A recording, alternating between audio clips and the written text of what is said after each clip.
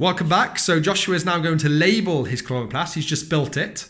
So first of all, can you please pick up, what flag have you got in your hand? Can you show us? Right, that's the inner membrane. Can you stick that into the red bit? So if you stick that into the red bit for me, that's it. There's your inner membrane. And if you just turn it around so we can all see what you're doing. So that's in the red bit. So that's your inner membrane. Can you get the outer membrane, which is up here, that bit? And could you stick that into the blue part? The blue part. That's it. But put it behind here so it's a bit easy for everyone to see. That's great. Good. Well done. Right, does that seem to fit? Does it seem to stay? Perfect, good. Now, can you get the intermembrane space, which is the long one? That's going to go in between the blue and the red part. So if you can slot that in, just in between the blue and the red. So just in between the blue and the red, do you see that little space there? That little space, that's where it's going to go, just there, perfect. Okay, now you're going to get your thylakoid. Do you see where your thylakoid is? That's it, well done. And you're going to put that into one of the yellow discs. Into the yellow disc. Let's put it into this yellow disc here. Just there. Oh, knocked out your lamella. So do you want to put your lamella back on? That's it.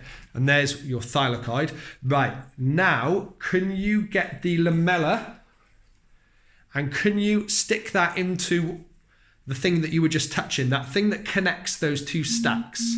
Could you try and put that flag just there? Perfect. There's your lamella. And then next we are going to go for the granum. So can you take your granum and can you put that into the stack of yellow discs? So all those yellow discs, put it right in the middle there. Ram it right in. That's it. Push it down, all the way down. That's perfect. So there's your granum. And then the final thing that we need to know is where the stroma is. So if you imagine that all of this is filled with fluid, like a liquid.